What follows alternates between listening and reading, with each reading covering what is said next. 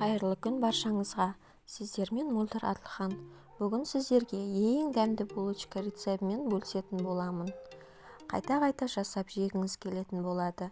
Видеоны соңына дейін көріңіздер. Қазақша каналды қолдап қойыңыздар.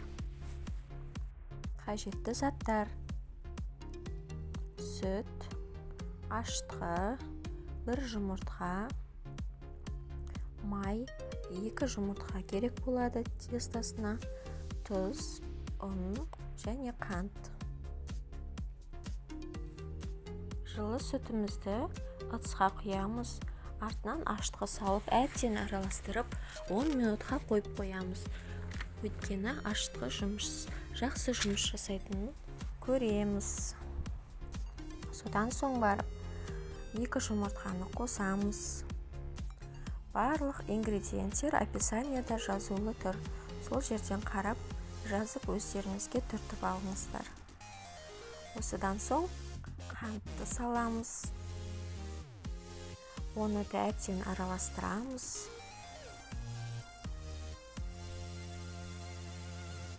Қантты араластырып болған соң сары майымызды, ерітілген сары майымызды қосамыз.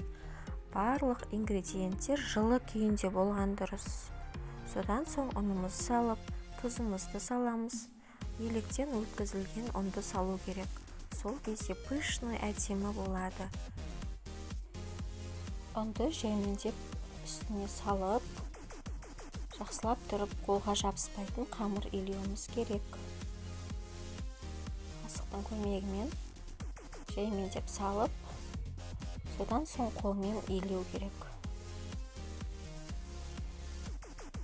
Қамырымызды осылай стол бетіне орналастырып, 7-8 минут көлемінде араластырамыз. Әбден илену керек. Кішкене қолымызды майлап аламыз. Сосын осылай илейміз. Әбден илеп болған соң ыдысымыздың ішіне салып, бетін жауып, 40 минут көлемінде қойып қоямыз. Қамырдың көтерілуін күтеміз.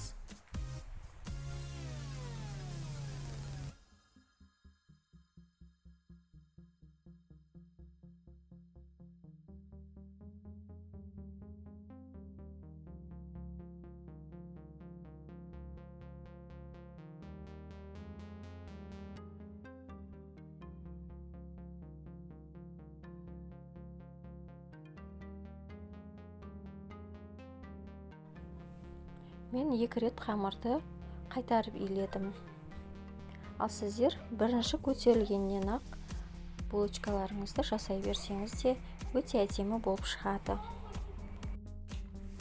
Қамырымызды үстел бетіне қойып, 3 бөлікке бөлеміз.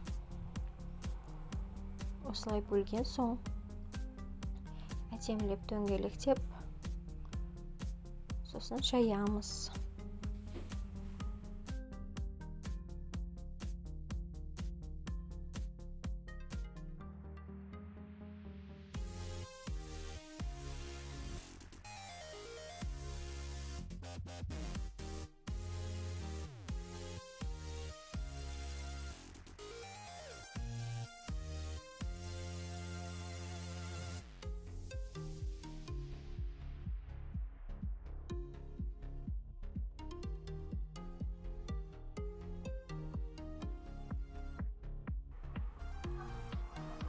Осылай 4 бұрышты қылып қамырыңызды жайып алыңыздар. Сонда мына начинкасын салған кезде орағанда жеңіл болады. Начинкасына осылай сары майды жағамыз және қантты осының бетіне сеуіп шығамыз. Сіздер де өз қалауыңыз бойынша жасасаңыз болады. Қантты көбірек салсаңыз тәттірек болады. Азырақ салам десеңіз де өз қалауыңыз.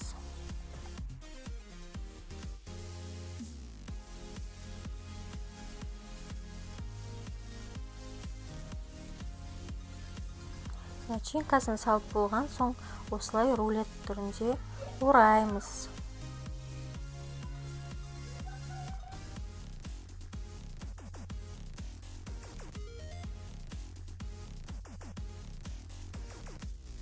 пышақтың көмегімен бірнеше бөліктерге бөліп формасын формировать етеміз. Мен осылай розочка формасын жасадым. Сіздер де осылай жасасаңыздар әдемі болады. Пешті алдын ала 180 градуста қосып қойыңыздар. Қызып тұрған кезде осы булочкаларды салып 15-20 минут көлемінде пісіріп алыңыздар. Менің каналыма жазылуды ұмытпаңыздар. Қазақша каналды қолдайық, достар. Рахмет сіздерге. Осындай булочкалар дайын болады. Өте дәмді. Қайта-қайта жегіңіз келеді. Шайыңызға отбасыңызды қуантып, жасап көріңіз, өкінбейсіздер.